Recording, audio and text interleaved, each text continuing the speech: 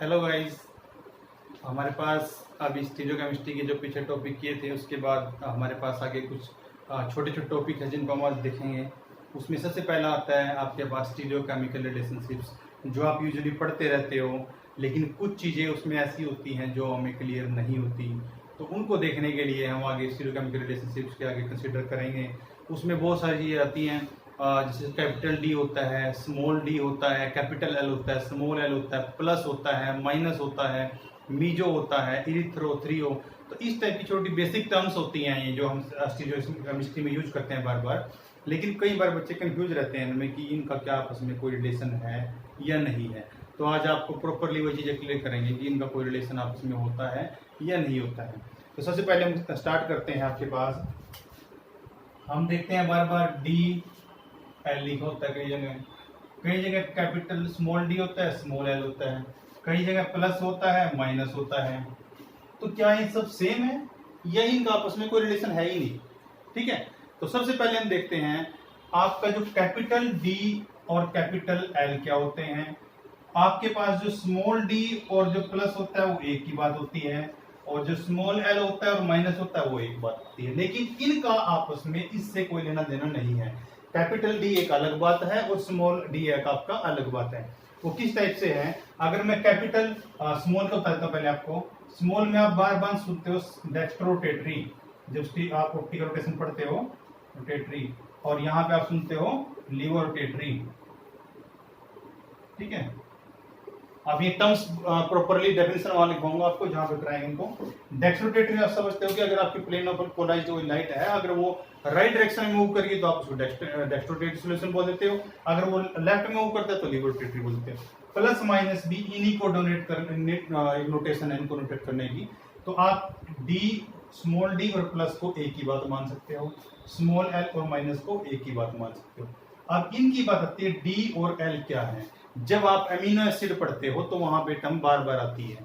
तो इसमें हम आपको बता देंगे कि ग्लिसरॉल्डेहाइड में आपको एग्जांपल देता हूं। इसमें जैसे मेरे पास ग्लिसरॉल्डेहाइड है, सिंपल सिस्टम की अगर हम बात करें तो उसमें HOH ऐसा स्ट्रक्चर होता है। अगर मेरा OH इसमें राइट साइड में आता है तो मैं इस स्ट्रक्चर को बोल देता हूँ कैपिटल डी, और अगर मैं लिखते हुए इसको OH को लेफ्ट साइड में ले जाता हूँ यहाँ पे ऐसे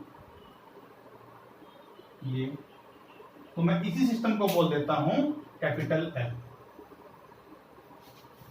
ठीक है, तो इसीलिए इनका उनसे कोई रिलेशन नहीं है। अब हम सब कुछ देखें, सारे जो टर्म्स हैं इनको क्लियर करेंगे तो आपको अच्छे से क्लियर हो जाएगा विद एग्जांपल।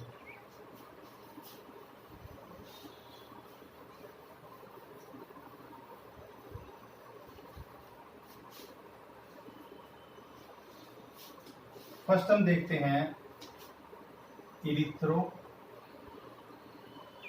और थ्रियो। सुनते हैं बेटा बार बार इरिथ्रो थ्रियो। ठीक है, अब आपको देखना पड़ेगा कि कौन सिस्टम इसमें है या नहीं है। सबसे पहले तो इरिथ्रो थ्रियो हम देखते हैं वहां पे हैं जहां पे आपके जो एंड्स हैं दोनों वो एंड्स और नॉट सिमेट्रिकल, मतलब आपके एंड्स हैं जो एक जैसे नहीं है, वो अलग अलग हैं।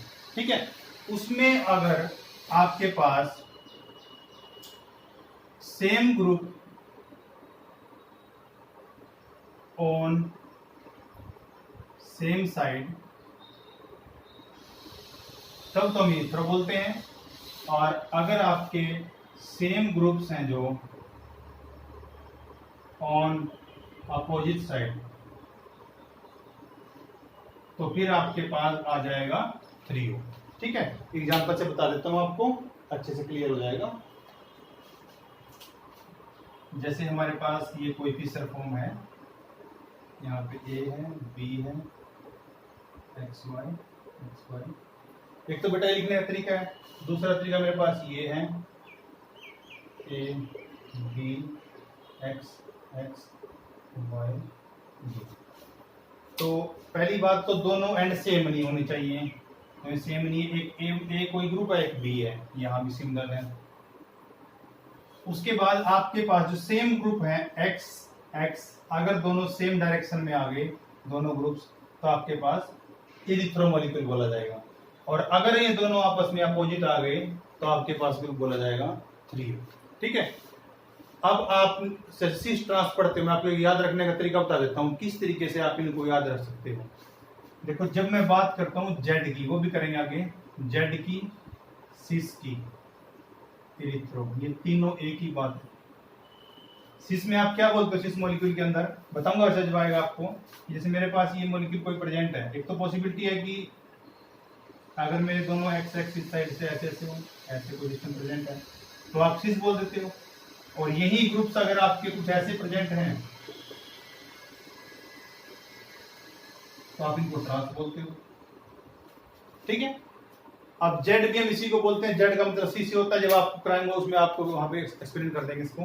तो अभी आपने सिर्फ याद रखने के लिए ये टर्म याद रखनी है एक, बाकी दूसरा सारा इसका अपोजिट है। जेड का अपोजिट ई होता है, सिस का अपोजिट ट्रांस होता है, और टी से ट्रांस पड़ता है, टी से थ्रियो पड़ता है। तो इसलिए आप इसको इस तरीके से भी याद रख सकते हो। बस आपको ये तीन चीजें याद रखनी चाहिए, जेड सिस इरिथ्रो एक ही बात होती है। मतलब ये सभी वहीं एप्लीकेबल होते हैं जहां आपके पास सेम साइड ऑफ ग्रुप्स मिलेंगे आपको। तो इस तरीके से आप इसको याद रख सकते हो। तो इरिथ्रो मैंने आपको इरिथ्रो को बता दिया, पहली बात एंड अनसिमेट्रिकल होने चाहिए। उसके बाद जब आपके मॉलिक्यूलर सिस्टम प्रेजेंट है उसमें आप देखोगे कि same type of group same side है या डिफरेंट है। सेम साइड है तो इरिथ्रो है, डिफरेंट होगा तो थ्रियो होगा। ठीक है, एक एग्जांपल कर लेते हैं इसमें।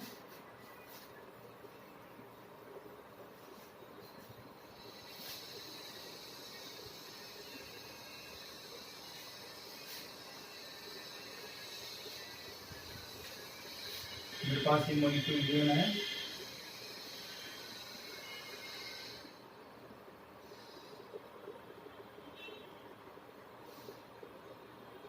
ठीक है, आपने देखा एंड्स अनसिमेट्रिकल है, एक जैसे नहीं है। उसके बाद आपके same type of group same side है, इसको क्या बोलेंगे, इरिथ्रो। अब हम इस चीज को अगर हमें बोलेंगे कि सर आपके पास इसको आप फ्लाइंग वेज में या आप साहौर से बनाइए, तो हम इसको इस तरीके से लिख सकते हैं, BR H आपका CH3, इधर Cl आया, यहाँ पे फिर CH3, यहाँ पे Cl प्रेजेंट है। ठीक है, तो अगर हम देखें इसको, CH3 सेम साइड है, Cl सेम साइड है, तो हम इसको इस तरीके से भी ड्रॉ करके देख सकते हैं। तो आपको इसमें अंडरस्टूड हो जाएगा कि आपका इरिथ्रो है या नहीं है।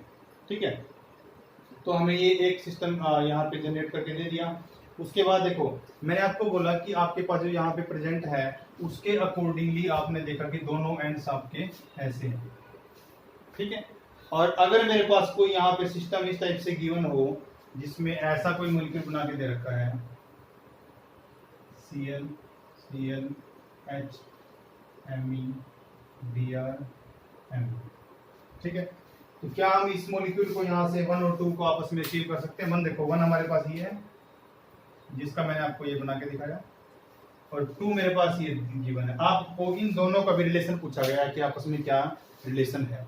ठीक है, सबसे पहले तो मैंने आपको बताया कि आप इसको इरिथ्रो और थ्रियो ऐसे नहीं बोल सकते, क्योंकि यहाँ पे आपको चेक करना पड़ेगा सबसे पहले कि आपके एंड्स हैं जो अनसिमेट्रिकल होने चाहिए, लेकिन यहाँ तो Cl सेम है। तो हम इस मॉलिक्यूल को भी इस तरीके से अरेंज कर लेते हैं, फिर देखते हैं क्या हम इसको अचीव कर सकते हैं। इसको बना दो आप इस तरीके से, अगर इसको बनाएंगे तो आपका Cl यहाँ पे आ गया, Cl यहाँ पे आ गया, उसके बाद आपका Br बिलो द प्लेन है, Me आपका अबो द प्लेन है, आपका H बिलो द प्लेन है, और Me आपका अबो द प्लेन है। ठीक है, CH3 Me सेमी दिखा वहाँ पे। अब आपको इस मॉलिक्यूल को रीअरेंज करना है, तो सबसे पहले आप 1 बाय 1 करके भी कर सकते हैं, जैसे मर्जी कर लीजिए आप इसको। आप ये चेक करके देखेंगे क्या ये दोनों मॉलिक्यूल सेम है या डिफरेंट है। तो आप यहाँ पे देख पा रहे हो कि यहाँ पे दोनों के दोनों केस में Cl आपका अबो द प्लेन है। तो मैं अगर आपको मॉलिक्यूल दिखाऊं,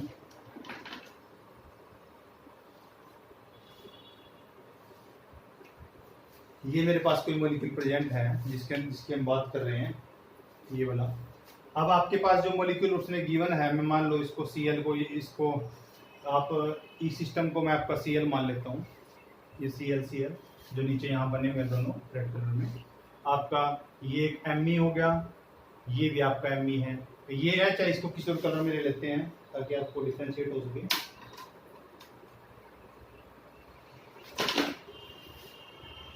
ये हो गया, ठीक है, तो मेरे पास Cl आ गया, दोनों मिथाइल आ गए, H आ गया, और आपके पास बी आर आ गया। ठीक है, आपने इस स्ट्रक्चर से कोरिलेट करके देखना है। अब सबसे पहले हम क्या नोटिस कर रहे हैं कि इसमें Cl अबव द प्लेन, इसको आपको इसमें कन्वर्ट करके लाना है। देखते हैं, होगा तो ठीक है, नहीं होगा तो कोई डिफरेंट मॉलिक्यूल रिलेशनशिप आ जाएगा। अब सबसे पहले हम देखते हैं Cl ऐसे मिथाइल मिथाइल ब्रोमीन और H लगा हुआ है। अब आपको सबसे पहले इसमें करना क्या है कि इस मॉलिक्यूल में आपके जो Cl है उनको अबव द प्लेन लाना है। तो अगर एक तो पॉसिबिलिटी क्या है कि मैं इस पूरे मॉलिक्यूल को ऐसे रोटेट कर दूंगा, ऐसे। अगर मैंने इसको ऐसे रोटेट कर दिया तो आपके नीचे क्या आ गए, एक ब्रोमीन और एक H। तो एक ब्रोमीन और एक H, पीछे क्या चले गए, मिथाइल, जो दोनों पीछे चले गए हैं। Cl क्या आ गया आगे। तो इसका मतलब आपने सिर्फ कुछ नहीं किया, पूरे मॉलिक्यूल को जस्ट 120 रोटेट किया है। ये प्रेजेंट था, इसको मैंने सिर्फ 120 ऐसे रोटेट कर दिए हैं। तो आपके Cl पे आ गए, आपके मिथाइल पीछे चले गए, ब्रोमीन H, तो आपका सेम मॉलिक्यूल आ गया। इसका मतलब 1 और 2 का आपस में रिलेशन क्या है, आइडेंटिकल या होमोमर। ठीक है, अब आप बोर्ड पे कैसे बनाओगे तो हम देख लेते हैं। आप चाहो तो 1 बाय 1 भी कर सकते हो, आपकी इच्छा हो। अगर आप इसको, मान लो मैं इस सेंटर को सेम रखता हूँ, पहले इसको रोटेट कर लेता हूँ। मैंने इसको सेम रखा, Cl Br Me, आपने उसको रोटेट किया, आपने उसको आगे की तरफ रोटेट किया ऐसे। मतलब ये सिस्टम प्रेजेंट था, इस टाइप से आपके प्रेजेंट था, आपने इसको आगे लाने के लिए ऐसे रोटेट किया, ऐसे 120 एक एंड को। अगर मैं इसको ऐसे रोटेट करूंगा तो मेरे पास जो H पीछे की तरफ आया था वो आ गया आपके इस प्लेन में, मिथाइल पीछे की तरफ चला गया और आपका Cl अबव द प्लेन आ गया। एक रोटेशन कर ली मैंने। अब मैं इसको सेम रखता हूं और ऐसी ही एक सिमिलर रोटेशन यहाँ पे कर देता हूँ इस एंड पे। अब उधर तो कर ली मैंने, अभी इधर करनी है मुझे, यहाँ पे मैंने की, ये वाली कर दी, तो Cl आगे आगे। तो मैं अगर इसको एक रोटेशन आगे की तरफ 120 देता हूँ तो बिल्कुल मेरे पास यही स्ट्रक्चर अचीव हो जाएगा। तो इसका मतलब हमारे पास रोटेशन से जो आपके पास मिल रहा है मॉलिक्यूल वो सेम है। तो इसका मतलब आपका 1 और 2 में जो रिलेशन है आइडेंटिकल है, होमोमर है। ठीक है, इस तरीके से हम कोई भी आपको कोई रिलेशन गिवन है तो आप उसको बता सकते हो। ठीक है, अब आपको और भी एग्जांपल दे रखे हैं कि आपको बताना है, इरिथ्रो है, थ्रियो है, हम देखते हैं एग्जांपल के साथ।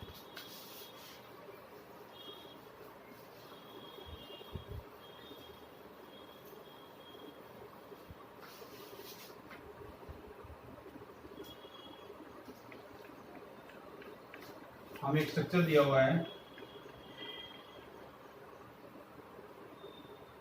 CHO, H दे रखा है,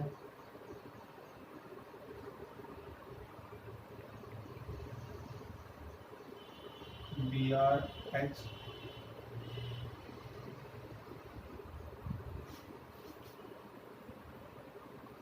Br COH। आपको इसमें बता रखा है कि इस मॉलिक्यूल को आपको चेक करना है कि ये किस टाइप का मॉलिक्यूल है, इरिथ्रो है, थ्रियो है। ठीक है, अब आप इसमें देखो, आपके पास HBr है, तो मतलब आप कोरिलेट तो कर सकते हो कि सेम टाइप ऑफ ग्रुप अलग है या डिफरेंट, या आपके पास सेम है या डिफरेंट है। आप देखो CHO और COH इस टाइप से हैं। सबसे पहले तो मैं इस मॉलिक्यूल को बोर्ड के अंदर ही ऐसे रोटेट कर देता हूँ, मैं ऐसे लिख देता हूँ, आपको थोड़ा समझने में ये रहेगा। ये आपका इस टाइप से आ जाएगा CHO, ये H आपका नीचे चला गया। आपके एबो बिलो चेंज नहीं होंगे क्योंकि हमने आउट ऑफ प्लेन गए ही नहीं हम कहीं पे भी। तो आपके पास COH आ गया और यहाँ पे ब्रोमीन आ गया। उसके बाद मैं इधर जाके आऊँ तो आपके पास Br भी ऐसा रहेगा, H भी ऐसे। ठीक है, अब आपके पास ऐसा कोई सिस्टम बन गया है। लेकिन आप चाहते हो कि आप इसको प्रॉपरली, मतलब लिखने के नोटेशंस के हिसाब से आप इसको प्रॉपरली मैच करना चाहते हैं, तो हम एक काम और कर लेते हैं, हम इसको ही रोटेट कर लेते हैं। आपके पास ये मॉलिक्यूल बन जाएगा, उसको सेम रखते हैं, इसको रोटेट करते हैं।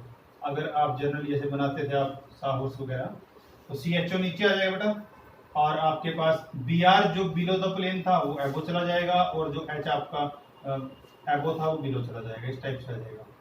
अब Br बिलो था तो Br एबो आएगा, H एबो था तो ये बिलो आ जाएगा, क्योंकि हमने इसको रोटेट कर दिया है।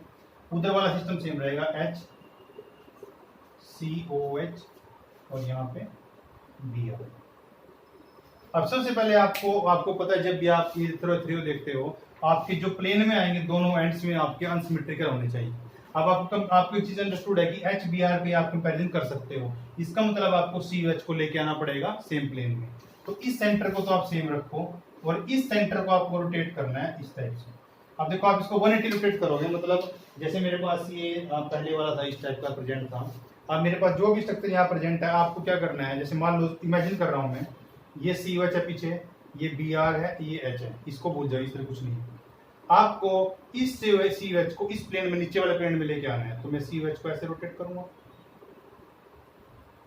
ठीक है।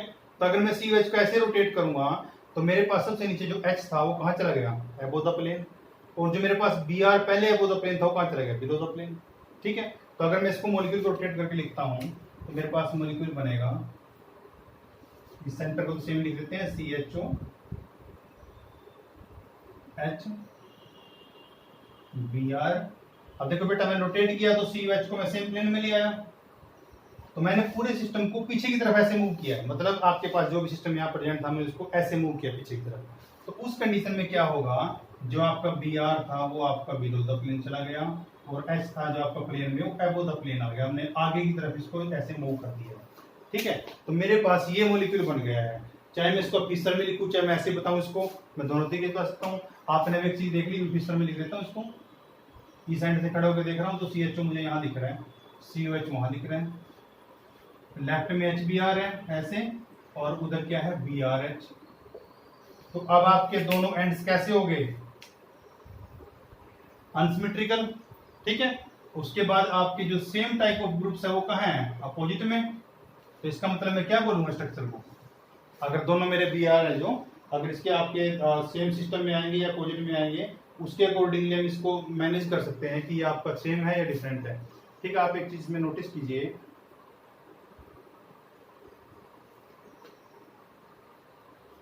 बी आर, देखो अब आपके दोनों जो एंड्स हैं वो आपके अनसिमेट्रिकल हो गए। एक मिनट यहाँ पे कुछ मिस्टेक हुई है,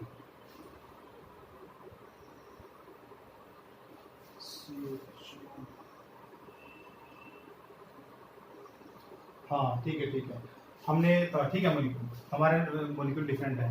तो अगर हम इसको यहाँ कंडीशन पे जाके देखें तो आपके दोनों ये एंड ठीक है, तो बी आर आपके अलग अलग चले गए, तो मेरे पास मॉलिक्यूल कैसा बन गया, 3O, ठीक है। अब अगर बाकी सिस्टम में सेम रखूं, सिर्फ यहाँ पे जो बी आर एबो था इसको भी मैं यहाँ की तरह बिलो ही कर देता हूँ, तो सिमिलरली आपका सारा सिस्टम वहां जाके जब चेंज करोगे तो चेंज हो जाएगा, तो आपका इस तरह हो जाएगा, ठीक है। तो ये आपके पास जो हमने एग्जांपल किया है 3O का एग्जांपल था। तो इस तरीके से आपको कोई मॉलिक्यूल ऐसे भी किसी भी तरीके से उल्टा सीधा लिखा गिवन हो सकता है, आपको उसको सिंपल सिस्टम में कन्वर्ट करके उसको एक प्लेन बनाना है, उसके दोनों एंड्स अनसिमेट्रिकल करने, अनसिमेट्रिकल तो बेटे यहाँ पे भी थे, लेकिन फिर आपको कंपैरिजन नहीं हो पाएगा क्योंकि आपको B R H B R दोनों कंपैरिजन करना था। तो आपको एच बी आर जो दोनों है वो इस तरीके से अरेंज करने थे कि वो दोनों एबो बिलो आए, तो तब आपको अरेंज होकर के यहाँ पे 3O सिस्टम जनरेट होगा। तो ये आपके पास इरिथ्रो और 3O निकालने का सिस्टम आ गया। अब नेक्स्ट करते हैं,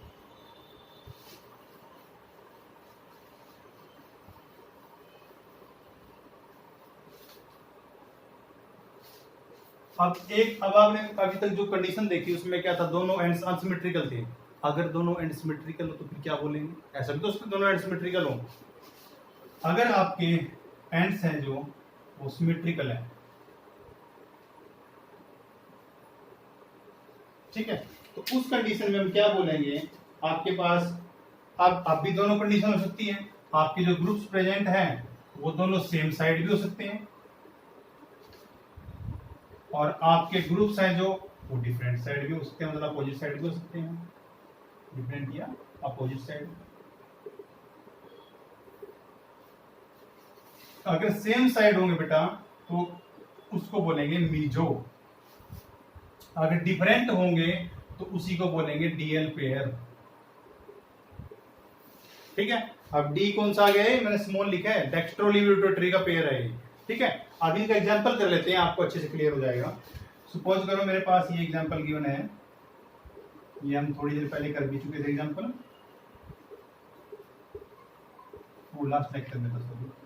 हाँ, ये दोनों एंड क्या हो गए, सेम हो गए, सिमेट्रिकल, दोनों मॉलिक्यूल सेम साइड, तो यहां से प्लेन पास हो जाएगा, तो क्या बन गया, मीजो टार्टरिक एसिड, ये हम पहले देख चुके हैं, मीजो टार्ट्रिक एसिड।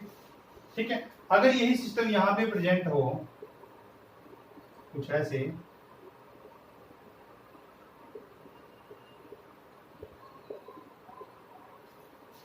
तो अभी दोनों एंड सिमेट्रिकल हैं, तो आपके पास क्या बोलेंगे इसको, डीएल पेयर। ठीक है, डीएल पेयर कैसे, मैंने तो एच ओ एच इधर लिख दिया, अगर मैं इसको ऐसे लिख दूं COH COH OH H HOH हैं, तो अब भी एंटी एक दूसरे के अपोजिट ही हैं।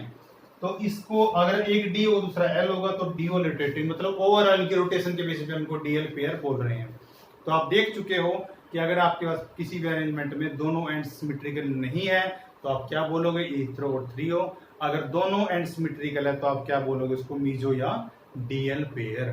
ठीक है, मैंने आपको एग्जांपल से बता दिया।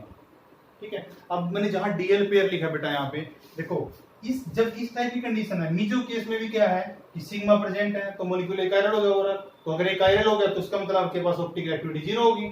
और डीएल पेयर में भी ऐसा होता है कि जैसे मान लो मेरे पास एक पेयर ये है और एक पेयर ये है और दोनों इक्वल प्रोपोर्शन में प्रेजेंट है, तो डी स्मॉल डी और जो एल है अगर वो इक्वल प्रोपोर्शन में प्रेजेंट है तो जितना ये प्लस कोज करेगा उतना ये माइनस कोज करेगा, तो ओवरऑल मेरे पास ऑप्टिकल एक्टिविटी क्या हो जाएगी, 0 ऑप्टिकल एक्टिविटी। तो इसका मतलब आपके पास जब एंड सिमेट्रिकल होते हैं तो कोई भी सिस्टम प्रेजेंट हो आपके पास, ओवरऑल आपका मॉलिक्यूल को ऑप्टिकली इनएक्टिव ही होना पड़ेगा। ठीक है, क्योंकि अगर इंटरनल सिस्टम प्रेजेंट, इसको मीजो वाले केस में जब ये प्रेजेंट है तो इसको हम बोल देते हैं इंटरनल कंपनसेशन, जिसकी वजह से ऑप्टिकल एक्टिविटी 0 हुई है, इंटरनल कंपनसेशन। और यहाँ डीएल पेयर में, इस डीएल पेयर को आप रेसमिक मिक्सचर ही बोलते हो। इस रेसमिक मिक्सचर, इसको जब यहाँ पे 0 होती है तो उसको बोलते हैं एक्सटर्नल कंपनसेशन।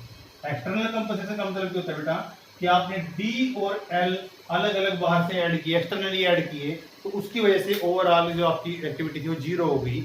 लेकिन दोनों इक्वल प्रोपोर्शन में होने चाहिए। अगर डी मान लो +30 रोटेट करेगा तो एल भी उतने ही कंसंट्रेशन में का अगर अमाउंट का सोल्यूशन होगा तो वो -30 कोज करेगा, तो ओवरऑल ऑप्टिकल एक्टिविटी सॉल्यूशन की 0 हो जाएगी। तो आपको समझना है कि अगर एंड सिमेट्रिकल है तो कोई भी कंडीशन हो, चाहे मीजो बने चाहे डीएल पेयर बने, आपके पास ऑप्टिकल एक्टिविटी तो 0 ही होगी। ठीक है, क्लियर है। अब नेक्स्ट करते हैं।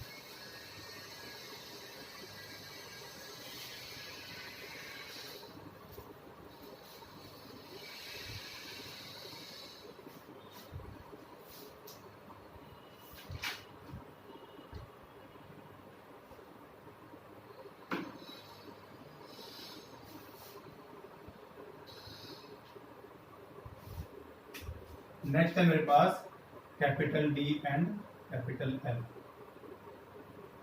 ठीक है, जिनके हम बात कर रहे थे। तो capital D and capital H में आपको जो एक पॉइंट नोट करना है, आपको सबसे पहले अरेंजमेंट को इस तरीके से लिखना पड़ेगा कि आपका जो मोस्ट ऑक्सीडाइज्ड एंड है वो आपका ऊपर की तरफ आना चाहिए। बताता हूं कैसे। ठीक है, देखो बेटा, इसको अगर मैं ओपन करके लिखता हूँ CHO को, तो इसको ऐसे लिख सकता हूँ। इसको अगर मैं ओपन करके लिखूं तो मैं इसको ऐसे लिख सकता हूँ, ऐसे। अब मोस्ट ऑक्सीडाइज कौन होता है, इसमें ज्यादा ऑक्सीजन होते हैं। यहाँ पे डबल बॉन्ड का मतलब है आपके पास 2 ऑक्सीजन है यहाँ पे, और यहाँ पे ऑक्सीजन 1 है, तो जिसमें ऑक्सीजन ज्यादा वो मोस्ट ऑक्सीडाइज। तो इसलिए मेरे पास मोस्ट ऑक्सीडाइज एंड है CHO, वो मैंने टॉप में रखना है, मोस्ट ऑक्सीडाइज एंड। ग्रुप लगा लो, एटम लगा लो कोई। ठीक है, तो ऑब्वियसली बात है, मोस्ट ऑक्सीडाइज ऊपर आ गया तो रेड्यूस नीचे आ जाएगा। तो कुछ लोग इसको ऐसे बोलते हैं कि आपको जो CH2OH है आपको उसको हमेशा एट द बॉटम रखना है, लिखते हुए। ठीक है, ऐसे बोला जाता है। अब आपको D और L चेक करना है। आपके अब उसको ध्यान से देखना आप कि अगर आपका OH group present at highest chiral center is at right hand side, then it will be called as capital D। ठीक है, अब बताता हूं कैसे कर रहे हैं। मोस्ट ऑफ द को ऊपर लिख दिया, उसके बाद आपके पास HOH जो प्रेजेंट है, अगर उसमें आपका OH जो गिवन है वो आपका राइट हैंड साइड में प्रेजेंट है। अब मैंने एक वर्ड बोला है इसमें, एट हाईएस्ट कायरल सेंटर। देखो बच्चे यहाँ पे तो आपका कायरल सेंटर एक ही है, इसलिए बात खत्म होगी। लेकिन अगर मेरे पास, मान लो मैं इसी में एग्जांपल लेता हूँ, अगर मेरे पास कोई ऐसा सिस्टम प्रेजेंट है, ये मान लो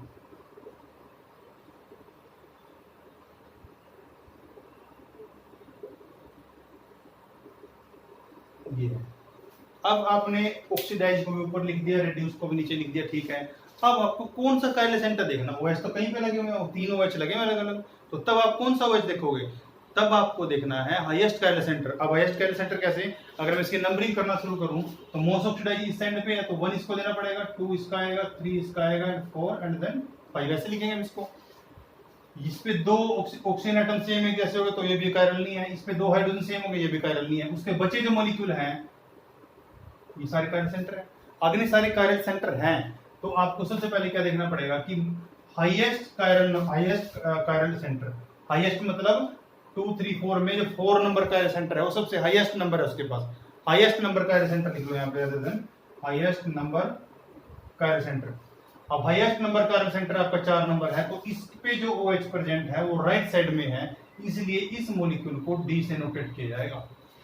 ठीक है, ये डिफरेंस, ये मैटर नहीं करता कि ऊपर वाले कहाँ लिखे हैं, इसलिए आपको सिर्फ हाईएस्ट कायरल सेंटर करना है। जब आपको ग्लूकोज एग्जांपल बताऊंगा तो आपको बड़े अच्छे से क्लियर हो जाएगा कि आपका जो लास्ट कायरल सेंटर है, सबसे हाईएस्ट कायरल सेंटर है, उस पे आपका किस टाइप से OH डिफाइन करेगा कि D है या L है।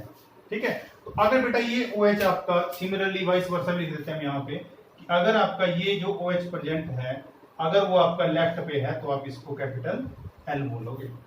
ठीक है, तो ये मैंने आपको डिफरेंस समझाया कैपिटल D और स्मॉल d में और प्लस माइनस में।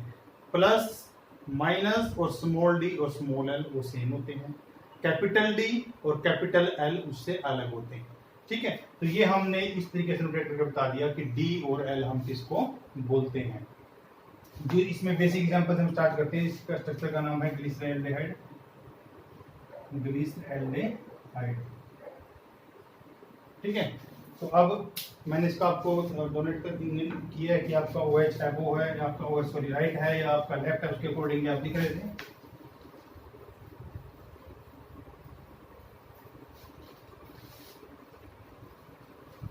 अब मैं आपको स्ट्रक्चर देता हूं आपको।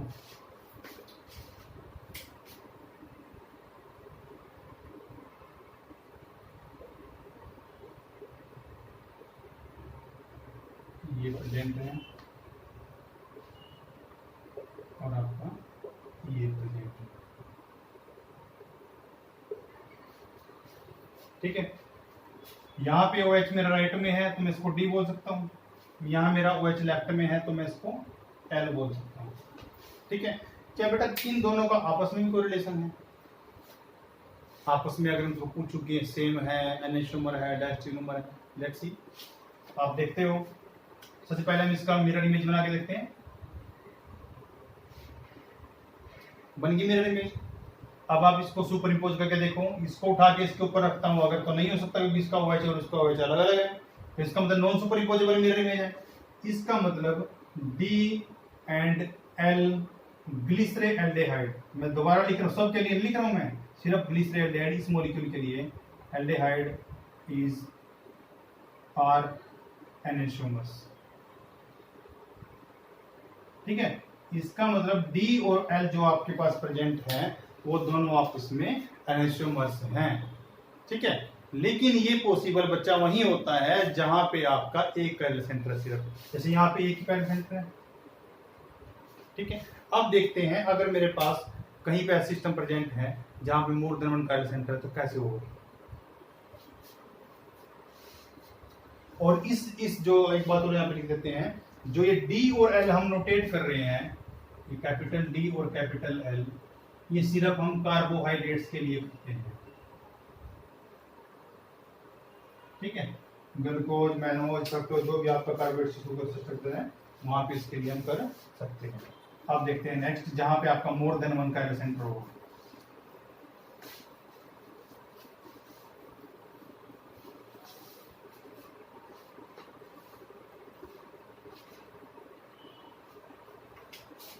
हम सिंपल ग्लूकोज का एग्जांपल ले लेते हैं।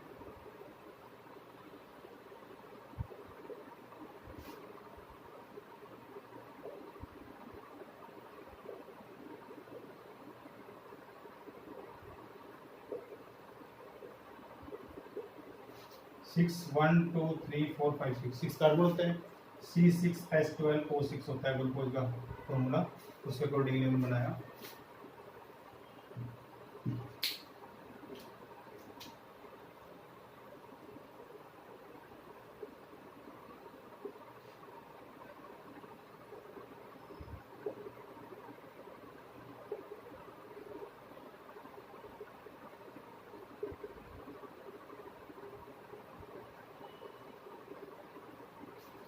ठीक है, अब देखो सबसे पहले आपने ऑक्सीडाइज एंड ऊपर लिख दिया, रिड्यूस नीचे लिख रखा है, दोनों में स्ट्रक्चर सेम है। अब आपको देखना क्या सिर्फ इसमें हमें ये चेक करना है कि इसके अंदर आपके पास जो OH की पोजीशन है उसके अकॉर्डिंगली कौन सा डी है और कौन सा आपका एल ग्लूकोज है। अब आप अगर इस स्ट्रक्चर को आप देखते हैं तो हम नंबरिंग करेंगे 1 2 3 4 5 6। 1 और 6 तो एक आयरन है, उसके बाद हाईएस्ट आयरन नंबर आता है 5 नंबर का, इधर भी यही है 1 2 3 4 5 एंड 6। 1 एंड 6 तो एक आयरन है, तो ये आपका आ गया। अब दोनों साइड 5 नंबर आपको चेक करना है सिर्फ, तो अगर 5 नंबर इधर देखें तो इसके अकॉर्डिंगली 5 नंबर हमारा कौन सा आना चाहिए, डी ग्लूकोज।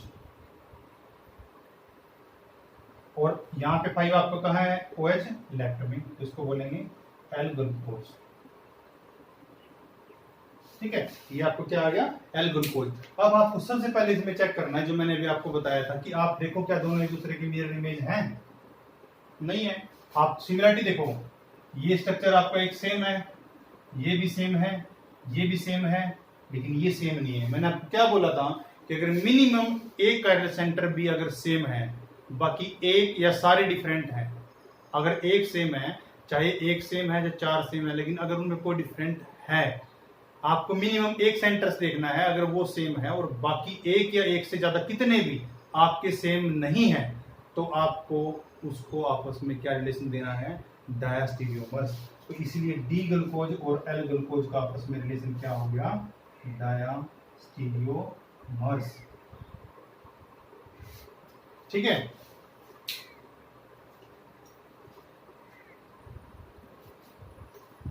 तो ये आपके पास स्ट्रक्चर हो गया डायास्टीरियोमर्स का।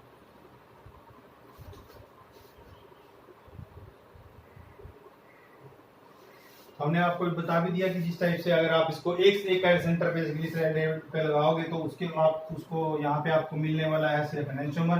अगर more than one chiral centre वहां प्रेजेंट होगा तो फिर आपको डायस्टीरियोमर्स मिलेंगे। अब मैंने आपको बताया कि कैपिटल डी और जो कैपिटल एल है उसको हम कार्बोहाइड्रेट के केस में यूज कर रहे थे।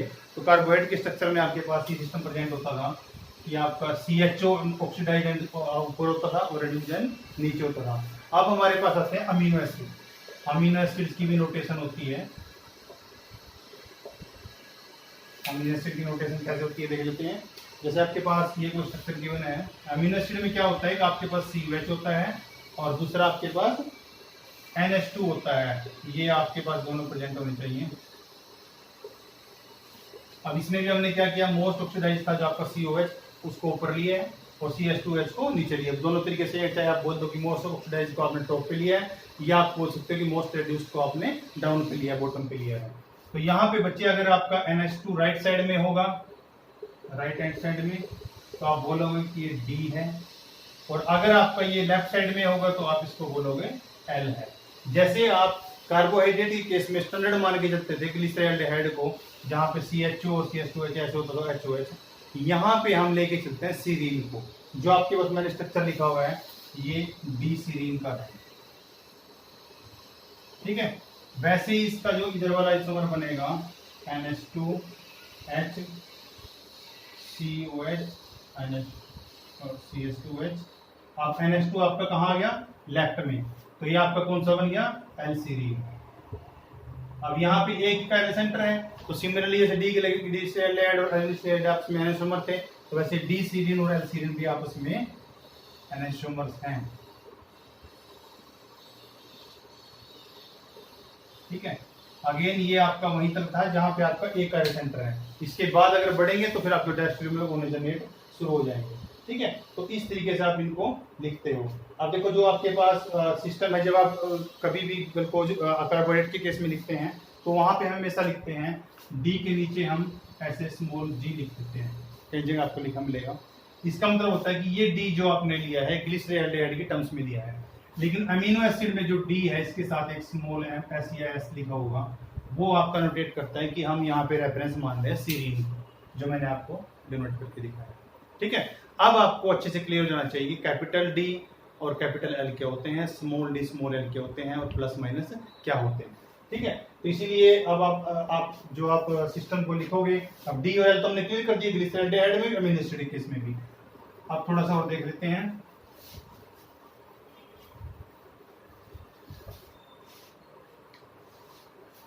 मैंने आपको बताया था कि हम आपको बताएंगे डी और एल के बारे में, जो थे डी को मैं प्लस भी लिख सकता हूँ, एल को माइनस भी।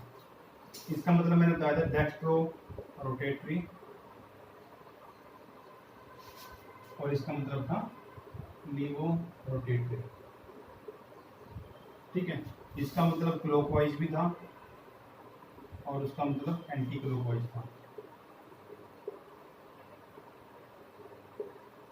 ठीक है, इस तरीके से हम इनको लिख सकते थे। अब इनका कोई लेना देना नहीं है कैपिटल डी और कैपिटल एल से, वो अलग चीज है, ये अलग चीज है। ठीक है, तो ये अगर आपका कोई भी आपके पास सॉल्यूशन आपने लिया, आप जब भी एक्सपेरिमेंट करते हैं ऑप्टिक रोटेशन का, उसमें पढ़ते हुए बाद आपने कोई भी चीज का सॉल्यूशन बनाया किसी कंसंट्रेशन का, और आप उसको जब प्लेन पोलराइज्ड लाइट के थ्रू पास करते हो, तो अगर हमारा सिस्टम आपकी लाइट को डिफ्लेक्ट करता है राइट साइड में, मतलब क्लॉकवाइज डायरेक्शन में, तो आप बोलते हो कि आपका सॉल्यूशन डेक्स्ट्रो रोटेटरी है, प्लस रोटेशन शो कर रहा है। अगर वही सॉल्यूशन हमारा आपकी प्लेन लाइट को लेफ्ट में रोटेट करता है, तो हम बोलते हैं लीवो रोटेटरी है, एंटी क्लॉकवाइज सिस्टम शो कर रहा है। तो ये आपका डीएल हो गया और एल माइनस हो गया। ठीक है, अब आपका डीएल पेयर, जो मैंने आपको बोला कि आपको बोला था कि एक डेक्स्ट्रो है एक लीवो है। अब मान लो इसकी मैंने इसका सोल्यूशन लिया 30% कंसंट्रेशन का, उसका भी 30% का लिया, और दोनों का इक्वल अमाउंट अगर मैंने मिक्स कर दिया, तो मेरे टोटल सॉल्यूशन की जो ऑप्टिकल एक्टिविटी होगी वो 0 हो जाएगी। क्योंकि अगर ये उस सॉल्यूशन को मान लो प्लस 15 डिग्री रोटेट कर रहा है, तो वो उसको माइनस 15 डिग्री रोटेट करेगा, तो ओवरऑल जो सॉल्यूशन है वो 0 ऑप्टिकल रोटेशन शो करेगा। तो इस सिस्टम को हम बोलते थे एक्सटर्नल कंपनसेशन। और जो आपके पास जब मीजो कंपाउंड होते थे, तो मीजो कंपाउंड में आपके कंपाउंड का एक एंड आपका राइट रोटेट करता था, एक आपका लेफ्ट करता था। मतलब इस टाइप से अगर आपके पास सिस्टम कोई प्रेजेंट था,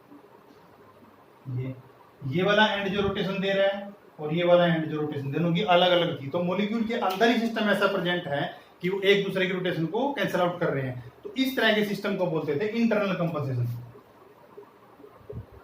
ये आपका इंटरनली सॉल्यूशन ही ऐसा प्रेजेंट है जो आपको इंटरनल कंपनसेशन शो कर सकता है। तो ये आपका एक्सटर्नल इंटरनल हो गया। अब इस एक्सटर्नल वाले सॉल्यूशन को हम बार बार बोलते थे रेसमिक मिक्सचर। अब रेसमिक मिक्सचर क्या होता है? Equimolar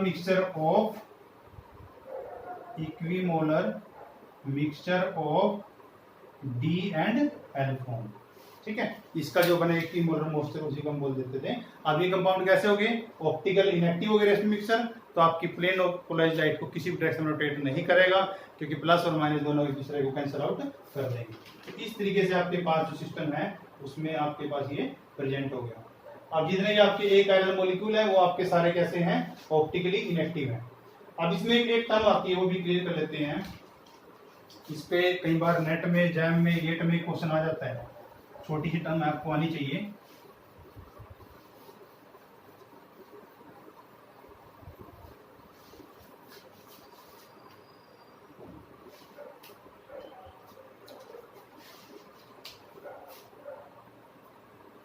एनेंशियोमेरिक access.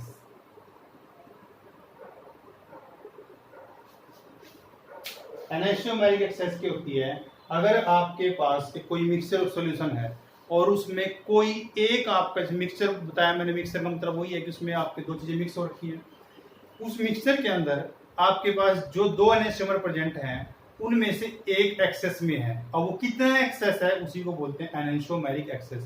मतलब दो एनेंशियोमर प्रेजेंट हैं, उनमें एक एक्सेस में है और एक कम है, जो एक्सेस वाले के अकॉर्डिंग हम बोलते हैं एनेंशियोमेरिक एक्सेस। अब लिख देते हैं आपको, if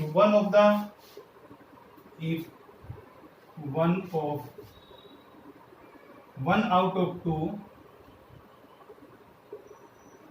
enantiomers is in excess in mixture, उसी को बोलेंगे ई लिख देते हैं इसके बाद इसको एनेंशियोमेरिक एक्सेस। ठीक है, अब इसका आपको जो मेन टॉपिक है वो मैं आपको बताने जा रहा हूं उसका, कि इसके अंदर क्वेश्चन आता कैसे है। जैसे आपको कहीं लिखा है कि इस सॉल्यूशन की 80% एनेंशियोमेरिक एक्सेस है। ठीक है, अब आपको न्यूमेरिकल सोल्व करना कैसे है। सबसे पहले तो आपको क्या करना है कि आपको 80% एनेंशियोमेरिक एक्सेस, मतलब 80% तो ये ज्यादा है, तो यानी कि अगर मैं एक एनेंशियोमर लिखता हूँ ए और बी को उनको ऐसे लिखता हूँ आपस में, तो एक तो मेरा 80 ऑलरेडी ज्यादा है, जब आप दूसरे कंपैरिजन में 0 लिखोगे, बचा हुआ जो इसमें 100 में से आप 80% के ले रहे हो तो बचा 20% है, उस 20% में दोनों है, मतलब 10 आपका ये है और 10 आपका ये है। तो अब आप टोटल अगर आपको सॉल्यूशन में पूछा जाए कितना कितना है, तो ये एक 90 है और एक 10 है, तो मतलब आपकी इस एनेंशियोमेरिक एक्सेस के अकॉर्डिंग आपकी रेशो ऑफ एनेंशियोमर्स जो होगी वो 9:1 होगी। समझ आया? 80% एनेंशियोमेरिक एक्सेस का मतलब था कि 80 तो वो ज्यादा है, तो 80 तो एक ऑलरेडी है, उस टाइम दूसरे वाला 0 है, बचे हुए 20 में उसका हाफ पार्टीशन उसमें भी है हाफ, तो 10-10 आपका हो गया। तो आप 9:1 की रेशो के अकॉर्डिंग आप यहाँ पे एनेंशियोमर निकालोगे कि उनके आपस में रेशो क्या है आपके एनेंशियोमर्स की। ठीक है, इसका मतलब ये 80 तो आपके इक्वल से मोर था, 80 तो ज्यादा है, आपके बचे 20 में इसका हाफ पार्ट है। अब यही चीज मैंने लिखी एनेंशियोमेरिक एक्सेस। अगर मेरे पास कोई दो डायस्टेरियोमर सेम काम करें तो हम उसको बोलेंगे डायस्टेरियोमेरिक एक्सेस, लिख देते हैं उसका भी।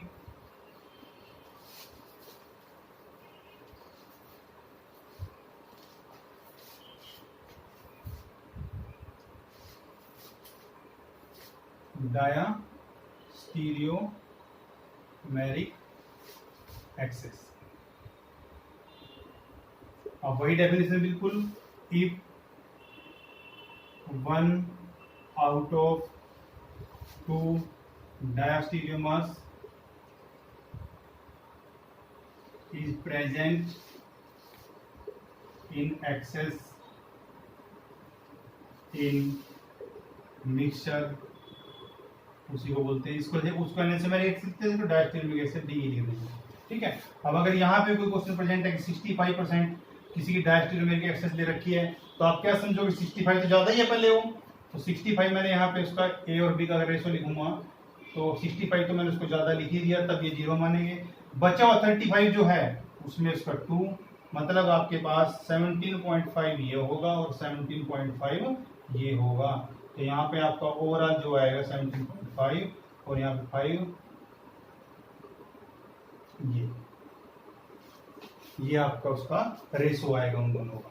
तो इस तरीके से आप इस पे कई बार क्वेश्चन आ जाता है, उल्टा बह जाता है, उल्टा बह जाता है, मतलब आपके पास ऑलरेडी 2 एनेंशियोमर का रेशो दे रखा है, आपको एनेंशियोमेरिक एक्सेस पूछ सकता है, तब आपको इसी प्रोपोर्शन में बैठ जाना है, या आपको ऑलरेडी उसने किसी एक का एनेंशियोमेरिक एक्सेस डायस्टेरियोमेरिक एक्सेस दे रखा है, आपको उनके रेशो पूछ सकता है। तो इस तरीके से दोनों प्रोपोर्शन में आपको कैसा भी क्वेश्चन आ सकता है। ठीक है, ये 2 नंबर का क्वेश्चन यूजुअली जैम में, नेट में, गेट में, हर जगह क्वेश्चन आता है कई बार, तो आप इसको प्रॉपर्ली ध्यान से कर लें। ठीक है, तो अभी हमने आपको ये जो टर्म्स थी ये क्लियर कर दी है।